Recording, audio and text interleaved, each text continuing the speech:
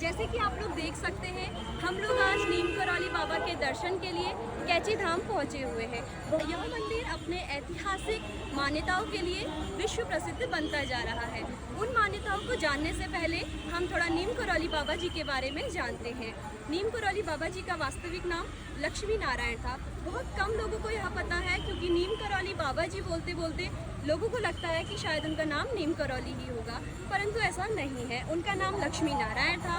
जैसे कि आप लोग देख सकते हैं, उनकी ख्याति के कारण तथा उनकी ऐतिहासिक घटनाओं के कारण आज छोटा सा मंदिर तथा उनका छोटा सा आश्रम कितना बड़ा बन चुका है।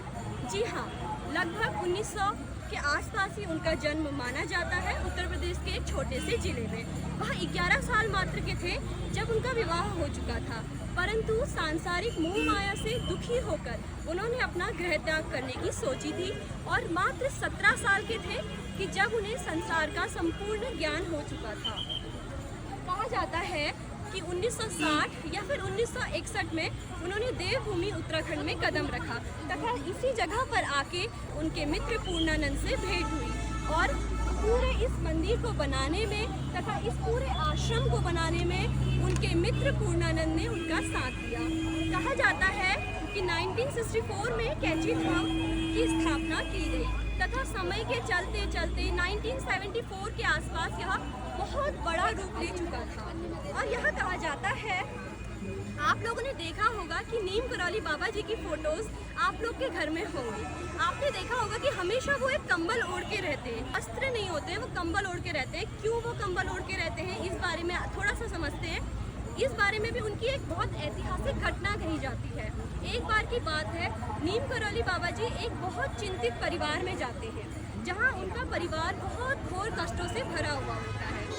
तो जब वहाँ वो पहुँचते हैं तो वह कहते हैं कि उन्हें एक कमरा मात्र चाहिए, क्योंकि उन्हें आराम करना है। घर वाले सब डर जाते हैं कि आज बाबा ऐसे क्यों आए।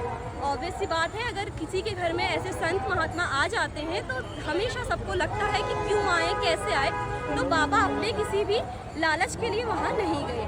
उन्होंने कहा कि मुझे एक कमरा चाहिए तथा उन्हें एक कंबल भी मांगा उन्होंने, और उस कंबल को लपेटकर वो बहुत सो गए उस कुटिया में। तो उनका जो लड़का था, जिस घर में वह पहुँचे थे, उस घर में उनका लड़का द्वितीय विश्व युद्ध के कारण विपक्ष के देशों द्वारा कब्जे में रखा गया था। तो वो बहुत कष्टों में था, कई सालों से था। घर वालों को पता नहीं था कि उनका बेटा जिंदा भी है या मर चुका है।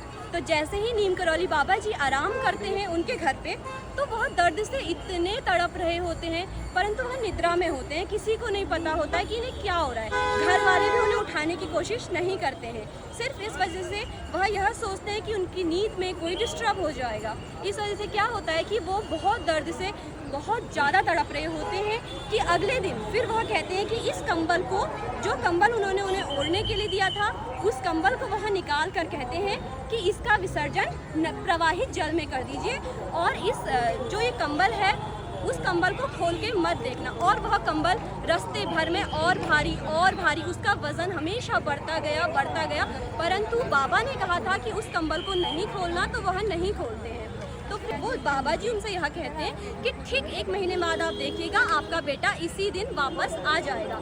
1 महीना बीतते 1 महीना हो जाता है, और ठीक 1 महीने बाद वह उनका बेटा जो होता है वापस आ जाता है, और वह बताता है कि उसके साथ जो बीती, उसके सारे दोस्तों को गोली लगकर उनकी हत्या हो गई थी, जबकि उसको एक गोली भी नहीं छू सकी, क्योंकि यह घटना उसी दिन की है जिस दिन नीम करौली बाबा जी उन संत महात्माओं के घर पर ठहरे हुए थे। उन्होंने उस व्यक्ति का, उस लड़के का सारा दुख अपने शरीर पर ले लिया था, और उस कंबल के कारण ही वह बचे थे, जिस कारण उस कंबल का भार बहुत ही ज़्यादा होता रहा। कहा जाता है कि उसी दिन से नीम करौली बाबा जी को कंबल भेंट की जाती है। आप लोग देख सकते हैं कि इस मंदिर के सामने से एक जो नदी या जल आपको प्रवाहित होता दिख रहा है, यह शिप्रा नदी है। शिप्रा नदी की यह मान्यता है कि जैसा कि आप लोग जानते हैं कि बीते दिन 15 जून को स्थापना दिवस मनाया गया है। एक बार की बात है, 15 जून के स्थापना दिवस में जब प्रसाद, आप लोग देख सकते हैं कि अभी भी हम लोग आए थे या बहुत सारे लोग जा रहे हैं, तो प्रसाद वितरण हो रहा है। प्रसाद कम पड़ जाने के कारण जो नीम करौली बाबा जी होते हैं, वह अपने भक्तों से कहते हैं कि नीचे शिप्रा नदी में जाओ और शिप्रा नदी का जल लेकर आओ। उसी समय नीम करौली बाबा जी की कुछ दिव्य शक्ति या कहें कि कुछ चमत्कारों से शिप्रा नदी का जल संपूर्ण घी में परिवर्तित हो जाता है। इसलिए शिप्रा नदी की बहुत अधिक मान्यता है। देखते देखते 1974 में मंदिर का रूप परिवर्तित हो गया और आप देख सकते हैं कि इन दिनों में यह कितना विशाल मंदिर दिखता है।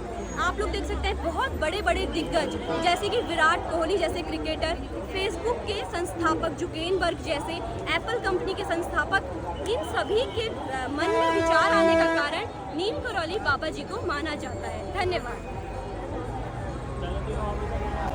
कर्पूरगौरं करुणावतारं संसारसारं भुजगेन्द्रहारं सदा वसन्तं हृदयारविन्दे